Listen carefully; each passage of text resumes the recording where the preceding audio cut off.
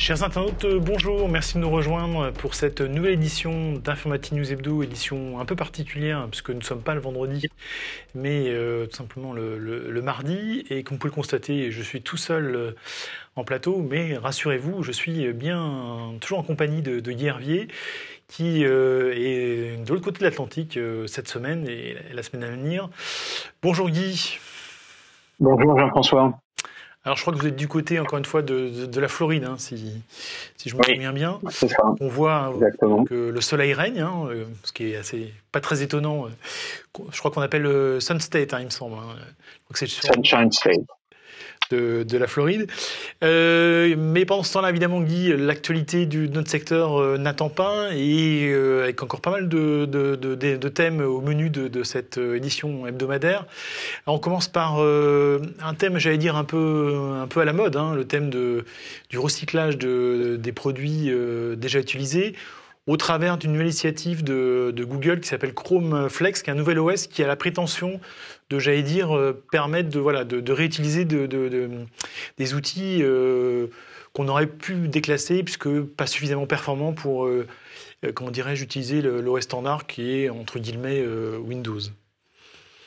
Oui, c'est exactement ça. Alors, si on fait un petit retour en arrière, on avait beaucoup parlé ces derniers temps des Chromebooks, puisque en 2020 ils avaient cassé la baraque dans la mesure où ils avaient représenté près de 10% de la vente de PC, alors que sur les années précédentes, puisque ça fait quand même une dizaine d'années que y a des tentatives de lancement de Chromebook à peu près, les ventes ne décollaient pas vraiment. Et donc évidemment l'effet Covid était là, puisque le télétravail avait forcé les gens à s'équiper en machine, et beaucoup avaient, une proportion non négligeable de personnes avaient choisi des Chromebooks.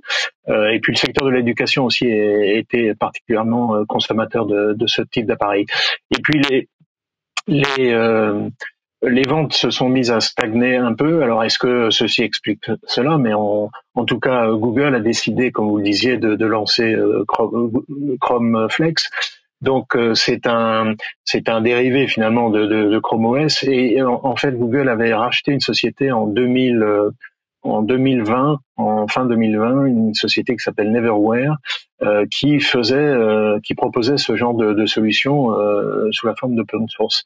Et donc Google a repris l'idée à son compte, donc a racheté la société, a repris l'idée à son compte, et la propose sous la forme d'une clé USB, un OS bootable sur n'importe quel PC, qui permet, comme vous le disiez, de rénover un vieux PC qui est arrivé un peu en fin de vie. Alors quand on dit PC, ça peut être un PC ou un Mac, bien sûr. Alors quels sont les types d'appareils qui sont visés?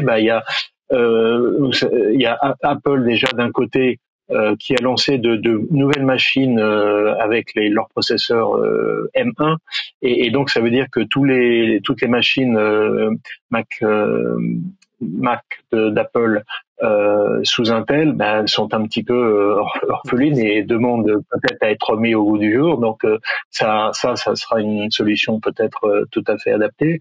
Et puis l'autre élément peut-être plus important, celui-là en quantité, c'est dans le passage à Windows 11. Vous vous souvenez, on avait rappelé que c'était toutes les machines n'étaient pas éligibles à Windows 11. Il fallait quand même un processeur relativement puissant, il fallait 8 mégas de mémoire, il fallait le dispositif de sécurité TPM, et donc ça veut dire que là, pareil, une proportion non négligeable de machines allait être laissée sur le bas-côté, et donc cette initiative de Google finalement arrive au bon moment pour semer un peu la zizanie, pour reprendre l'expression de Loïc Duval dans son article. Et alors, en fait, finalement, Google vise à la fois le marché des particuliers, mais aussi celui des entreprises. Parce que là, pareil, toutes les solutions VDI sont remises un petit peu au goût du jour. Ouais. Et donc, cette solution ChromeFlex, elle sera tout à fait pertinente, sachant qu'elle est quand même assez attractive dans la mesure où c'est une machine qui va permettre de faire tout ce qu'on peut faire sur Internet, mais qui pourra mettre en œuvre également Google Workspace et puis Office 365. Donc ça veut dire que c'est les deux piliers de la bureautique. Alors je devrais peut-être pas utiliser ce mot qui qui sonne un peu années 80, mais en tout cas c'est un peu ça, peut mettre en œuvre ces deux logiciels. Donc finalement, on a avec cette solution des machines qui sont tout à fait suffisantes pour faire sans doute 95% de ce qu'on fait tous les jours. Très bien. Bah, écoutez, suite au prochain épisode, Guy. Alors, on continue toujours à parler d'IT, bien sûr, et on parle aussi d'infrastructure avec un acteur dont on parle évidemment régulièrement sur cette antenne, en l'occurrence Nutanix, qui, j'allais dire, fait un peu le ménage dans son portefeuille produit. Donc, c'est peut-être l'occasion, finalement, de redresser savoir où en est Nutanix et aujourd'hui, quelle est l'offre produit finalement de cet éditeur. Alors, je me permettrais peut-être de reprendre le mot ménage et je dirais fait plutôt du rangement. Bon, on est pratiquement au printemps, donc ça arrive au bon moment.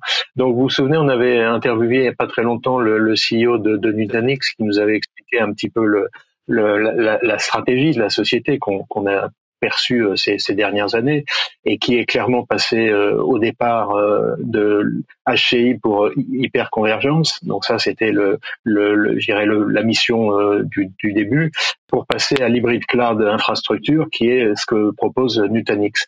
Et donc il y avait ça. Et puis l'autre aspect qu'on avait vu avec lui, c'est que puisqu'il est en poste depuis quelques mois seulement, et donc il a changé un peu la direction de l'entreprise, il avait aussi comme autre objectif celui de rendre Nutanix profitable. Et ça, c'était prévu pour 2023, donc c'est un peu tôt pour juger. Les résultats trimestriels ne permettent pas de le signifier. Alors, il a donc fait ce rangement, si je puis dire. En gros, il y a une quinzaine de produits qui sont maintenant proposés en 5 grandes offres. Et effectivement, ça a le mérite d'une certaine clarté. On a la première offre, c'est, on peut dire, l'offre infrastructure. Donc avec ça, on a l'OS de Nutanix, on a l'hyperviseur, on a les containers, donc Kubernetes, et puis on a l'aspect réseau avec Flow. Donc ça, c'est le premier, c'est l'aspect infrastructure. La deuxième offre, c'est tout ce qui est déploiement, monitoring, supervision, administration. Donc ça, c'est la deuxième offre. La troisième offre, c'est le stockage. Donc là, c'est on a toutes les solutions de stockage. Stockage bloc, stockage objet, stockage fichier. Donc, on a une offre, je dirais, tout à fait globale. La quatrième, c'est l'aspect base de données, donc database as a service, avec une solution qui est compatible avec, je dirais, les grandes bases de données du marché. Donc, on a PostgreSQL, on a MySQL, on a Oracle. Donc on ratisse assez large.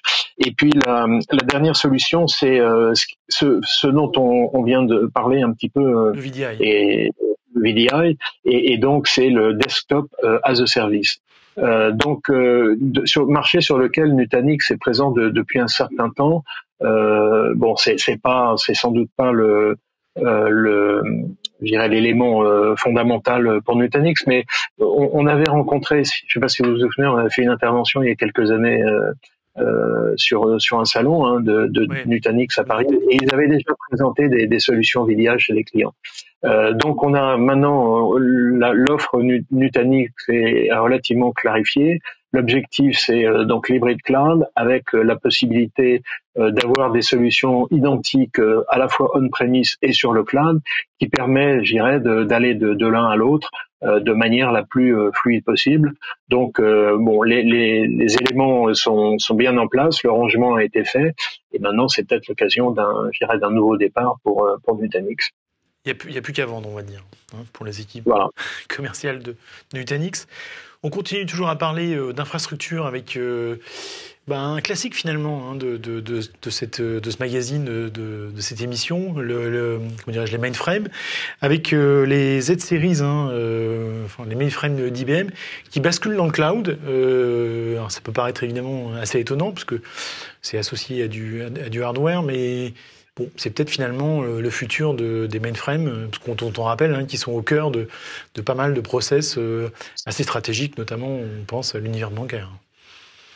Alors là aussi, je me permettrai de vous reprendre parce que en fait, le cloud est toujours associé à du matériel, hein, parce que C'est vrai. malgré tout, on a beau être sur le cloud, il faut que à un endroit donné, il y ait des machines qui tournent et qui fassent fonctionner vos applications.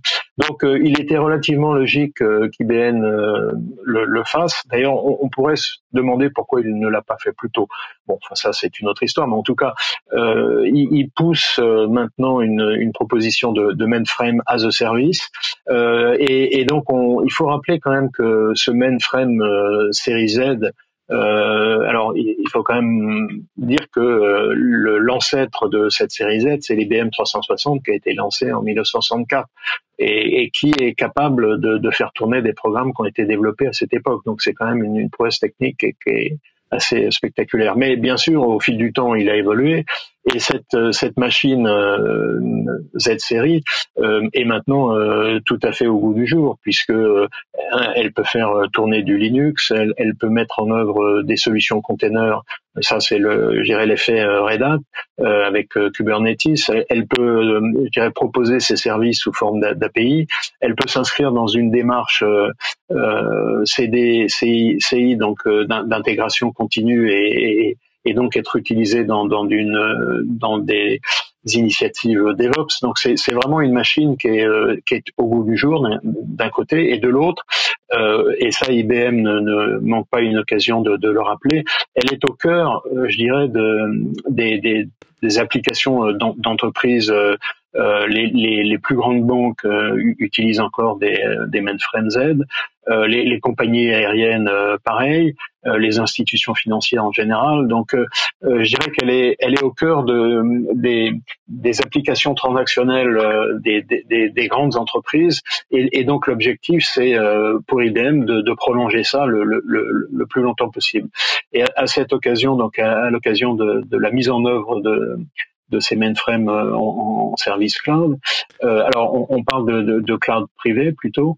IBM a donné les résultats d'une enquête. Bon, là, c'est pareil, c'est une enquête IBM. Mais enfin, on peut quand même en retenir les grandes orientations. C'est que les personnes qui sont interrogées, donc c'est principalement des utilisateurs de cet environnement IBM, considèrent que c'est toujours un environnement stratégique et qui a encore de beaux jours devant lui. Donc, il est probable que si on se projette dans 10 ans, on pourrait encore parler de la génération. Alors, je sais pas laquelle ce sera à l'époque, mais elle sera toujours d'actualité. Sachant que entre-temps, d'ailleurs, puisqu'on parle de nouvelles générations de série Z, il y en a une qui est prévue, je dirais, dans les 2-3 mois qui viennent. Et là, on sait bien que c'est un marché cyclique pour IBM, c'est-à-dire que c'est pas des PC, donc on n'en sort pas 2 ans. Ouais. Les 6 mois. Donc, en fait, il y a une nouvelle génération tous les 3-4 ans, et donc à cette occasion, les ventes rebondissent, puisqu'on en avait parlé ces derniers temps. Alors, tout ça est donc une évolution relativement naturelle. Le hic, parce qu'il y a souvent il y a un hic dans ce genre de choses, c'est que malgré tout, les compétences sont de plus en plus difficiles à trouver, puisque là on parle d'applications COBOL. Alors le mot COBOL est peut-être encore connu. Vous vous souvenez, on avait parlé des résultats d'une enquête il y a pas très longtemps, qui montrait que il y avait, je crois qu'on avait évalué à 800 milliards le nombre de lignes de programmes COBOL.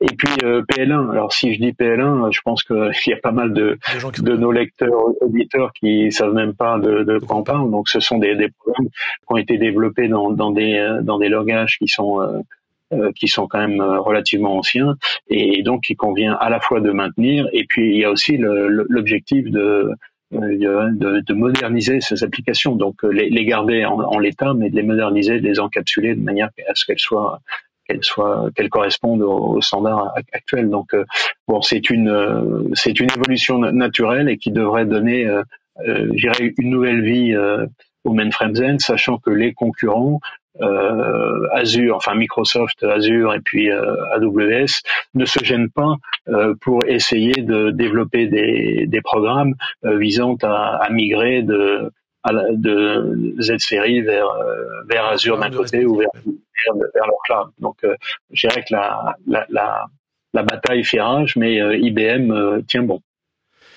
Très bien. Alors, autre actualité de la semaine, Guy, l'Investor Day 2022 d'Intel. Alors, on sait que Intel a fait revenir aux manettes Pat Gelsinger, l'ancien patron de VMware, qui était lui-même un ancien d'Intel, et on attend beaucoup de lui. Et j'allais dire, on peut déjà sentir un petit peu sa patte au travers de ses premières annonces de cette journée.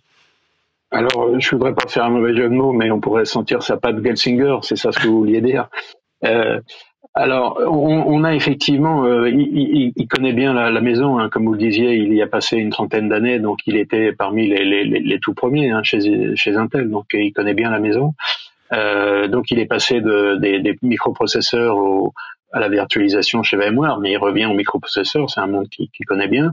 Et donc il avait assez rapidement repris les choses en main, puisque finalement le temps d'adaptation ne lui était pas nécessaire. Donc il avait une connaissance de l'entreprise très très fine.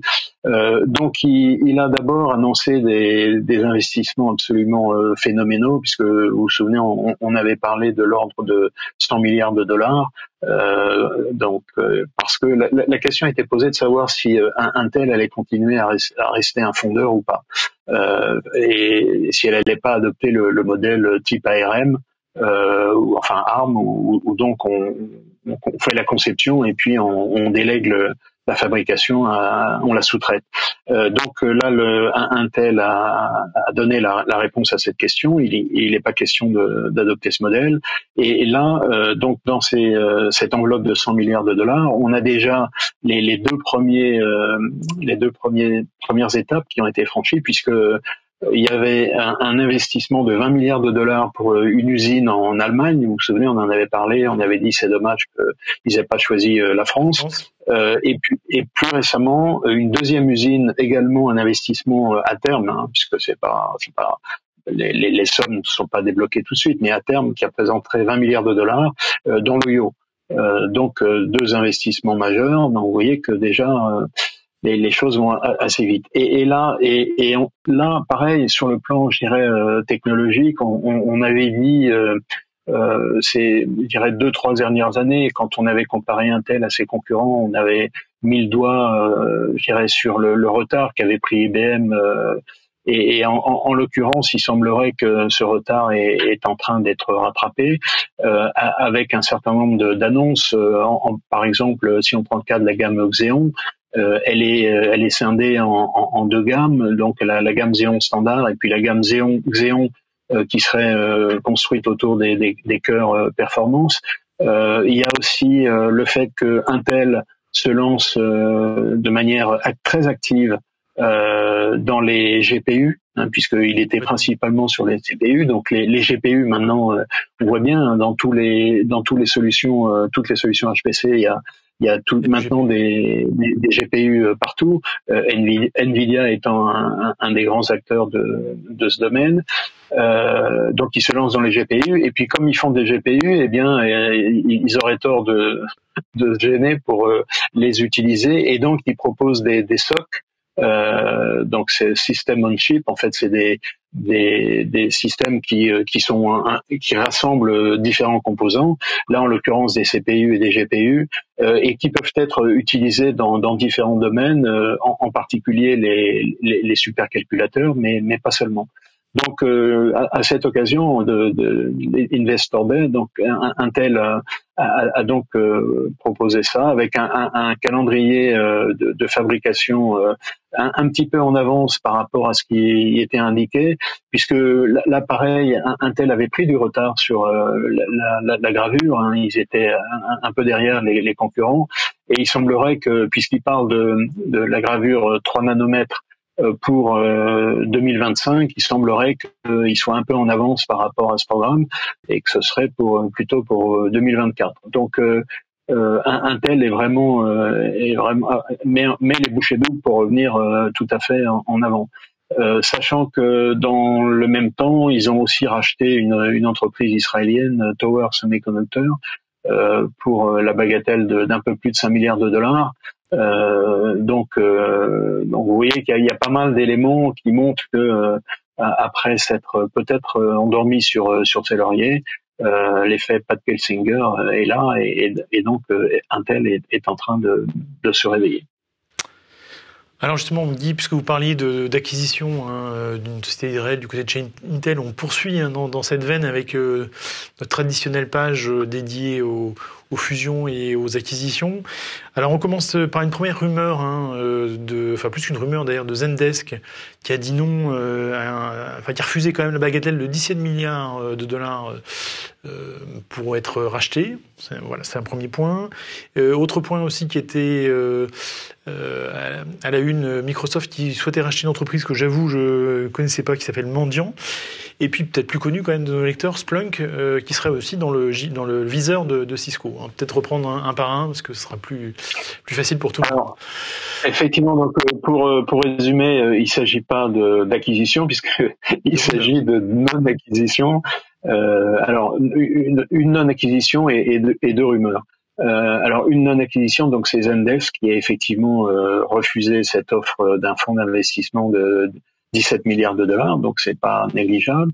Donc Zendesk c'est un spécialiste d'une offre de service client qui a réalisé un chiffre d'affaires de 1,3 milliard l'année dernière, mais qui a quand même fait accuser des pertes de plus de 150 millions de dollars. Donc gérer une société en difficulté.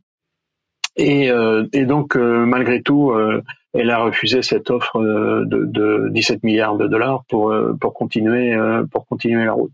Donc ça c'est le premier volet. Bon, sachant que il n'est pas impossible que l'histoire soit terminée parce que dans ce domaine, on a vu tout et son contraire. Il suffit que le fonds revienne en disant bah non, c'est pas 17, c'est 25, et puis finalement les gens de Zendesk vont dire oui. Donc ça c'est la première chose.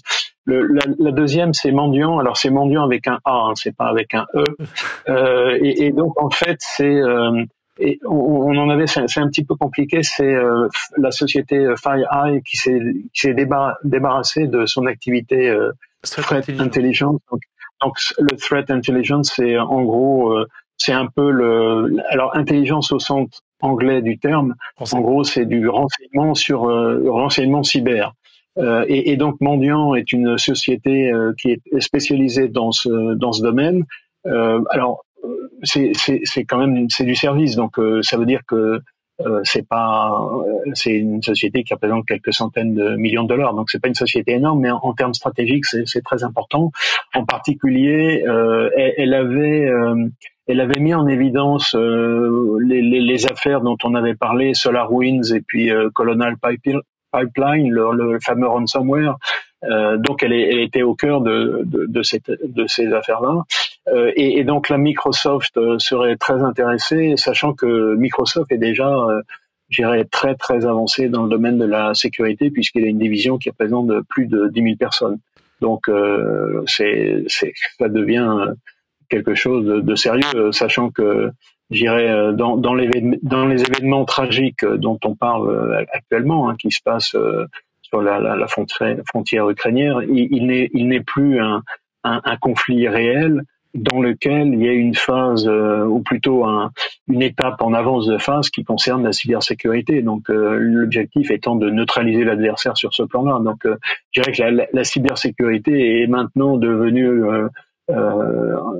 une copie conforme en parallèle de la sécurité dans le monde réel. Donc c'est un élément important.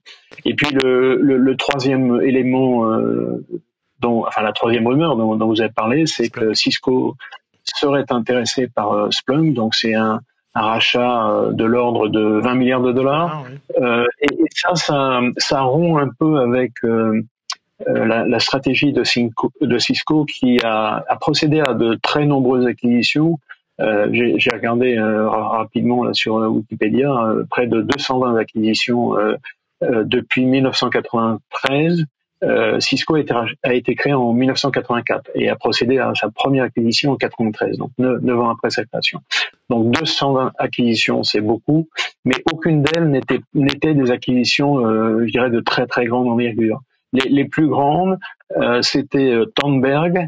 Donc Tandberg, c'était au départ un fabricant de terminaux finlandais qui est devenu un spécialiste de la vidéoconférence. Et puis le deuxième, c'est Webex. Les deux pour à peu près 3 milliards de dollars. Webex, le spécialiste de la webconférence qu'on connaît. Donc ce serait si Cisco rachetait Splunk, un spécialiste je dirais du data mining pour le dire vite. Si Cisco rachetait Splunk, ce serait une rupture un peu dans la stratégie de rachat de Cisco, mais rappelons-le, pour l'instant, ce ne sont que des rumeurs. Très bien. Alors on en vient à, je dirais, l'événement de la semaine. Alors événement français principalement quand même, mais avec une portée européenne, puisqu'il s'agit du lancement du HPC, nouvel HPC Bull Atos. Qui a la particularité d'amener vers le fameux exascale. Alors on parle beaucoup d'HPC sur cette antenne. On sait que voilà, la nouvelle frontière en la matière, c'est l'exascale. On n'y est pas encore, mais avec cet outil, l'Europe se donne enfin les moyens, je dirais, d'y parvenir. C'est ça le principe. Oui, c'est un peu ça l'idée. Alors, vous dites l'exascale, on n'y est pas encore, c'est vrai, puisque on se fait l'écho régulièrement du top 500. C'est le classement des 500 plus grands supercalculateurs.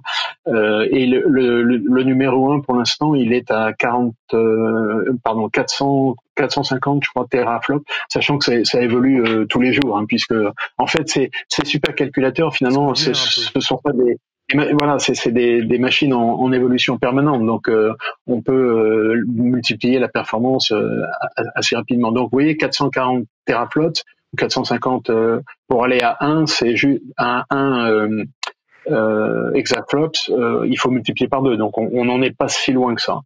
Alors donc l'annonce d'Atos, en fait c'est, je dirais, c'est le cœur de ces prochains supercalculateurs. C'est le XP 3000 qui va remplacer le XP 2000 et dont s'il y avait un chiffre à retenir, c'est une puissance 6 fois supérieure par mètre carré. Donc vous voyez, en fait, ça c'est amusant parce que il y a, pour parler de supercalculateur, il y a l'aspect performance, mais il y a aussi des indicateurs qui sont un peu sur la densité ou la consommation électrique ou ce genre de choses.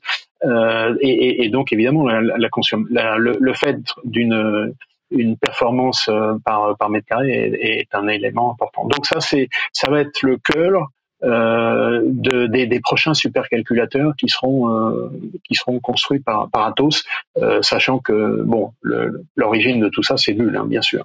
Donc Bull a malgré tout gardé une compétence très forte dans ce domaine, et c'est assez intéressant parce que si justement si on reprend ce classement du top 500, finalement Atos a une place qui est loin d'être négligeable, puisque elle a un supercalculateur.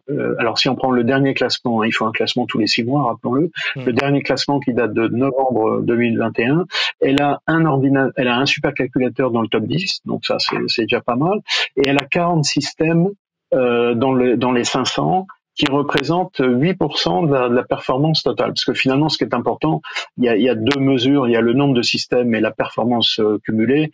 Finalement, c'est la performance cumulée qui est la plus importante. Et donc, Atos représente 8% de la performance totale du top 500. Donc, c'est quelque chose qui est quand même non négligeable, avec 40 systèmes installés dans le monde. Donc ça veut dire qu'Atos est un acteur important dans le HPC. Alors je dirais qu'on peut aussi replacer cette annonce dans le cadre général d'Atos, de la société là en l'occurrence, qui est quand même un petit peu compliqué, puisque le cours de bourse a largement dévissé. Le cours de bourse est complètement effondré. En 4 ans, il a été divisé par 4. Il est à 7 dollars, je crois. On est arrivé à une capitalisation boursière d'entreprise de l'ordre de 4 milliards d'euros. Donc c'est moins que OVH, par exemple. Vous vous souvenez, on en avait parlé. C'est moins que des startups. Là, on a reçu le patron de Celonis qui est valorisé à 11 milliards d'euros. Donc c'est quand même c'est étonnant puisque Atos, ça représente 110 000 personnes. Donc une société en difficulté, un nouveau patron qui vient d'arriver. Il y avait des rumeurs aussi que Thales était intéressé par l'activité cybersécurité.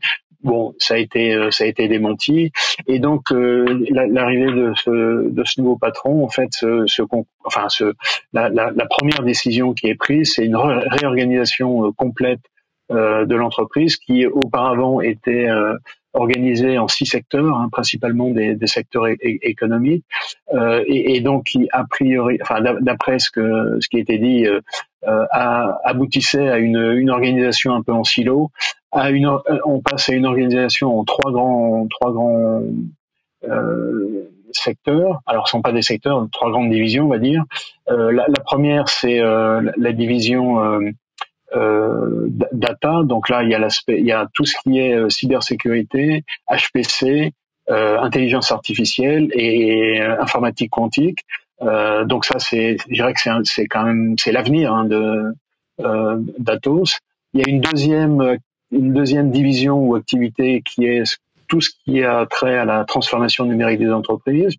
Et puis une troisième qui représente près de la moitié du chiffre d'affaires, mais qui est sans doute pas la plus dynamique, c'est en gros la gestion de l'informatique des entreprises. On pourrait dire, pour le faire un peu vite, c'est l'équivalent de Kyndryl pour IBM. Donc il n'est pas question pour l'instant de s'en séparer, hein. Ça fait vraiment partie d'Atos, mais en gros c'est la partie peut-être la plus importante en chiffre d'affaires, mais sans doute la moins dynamique. Donc il y a cette annonce sur le HPC qui est très intéressante, et puis il y a la situation générale d'Atos qui est, je dirais, à tout le moins problématique.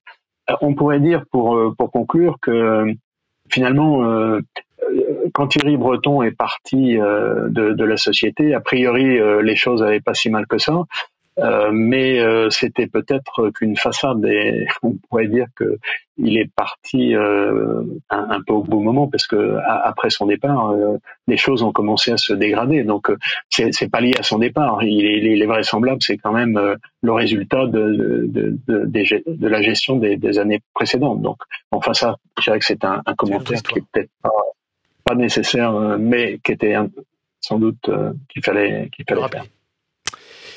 Alors ça, c'est pour les semaines passées, Guy. Pour les semaines à venir, on parle du FIC, hein, qui, on le sait, aura lieu, comment dirais-je, en juin, du côté de Lille, comme d'habitude. Mais la nouveauté, c'est qu'il y a une volonté d'internationalisation, je vais y arriver, de l'événement, et une ouverture aussi aux startups, hein.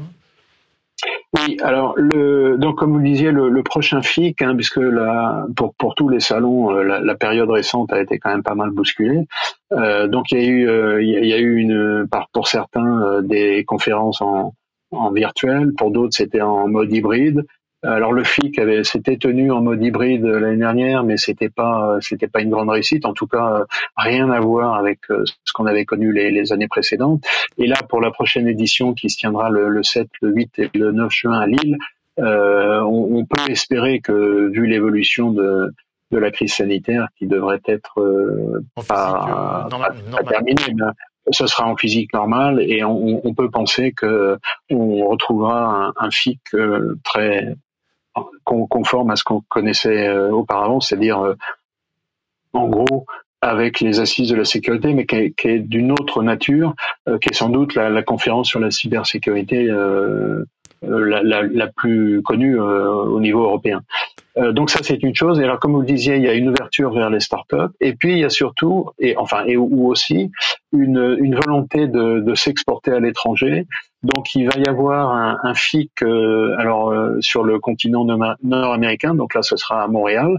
Donc est-ce que ça a été choisi parce que c'est un endroit francophone? Je ne sais pas, mais en tout cas, prochaine étape à Montréal en septembre. Et puis il y a des projets aussi de FIC au Moyen-Orient.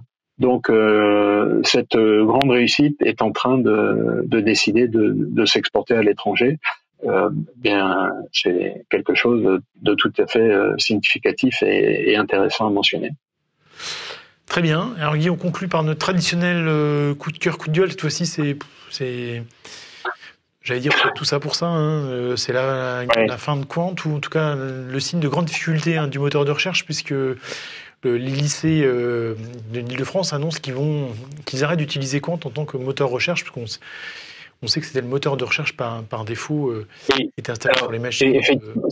C'est la région Île-de-France, puisque c'est la région qui gère les lycées. C'est la région Île-de-France qui avait pris la décision de retenir Quant comme moteur de recherche, une décision qui a été prise en 2019, je crois, et qui donc décide aujourd'hui de le retirer. Donc on est en 2022, donc vous voyez que ça n'a pas tenu très longtemps. Et la raison est la suivante, elle est relativement simple, c'est qu'en fait il a été constaté que les performances du moteur de recherche, alors quand on dit performance, c'est en gros la qualité des résultats,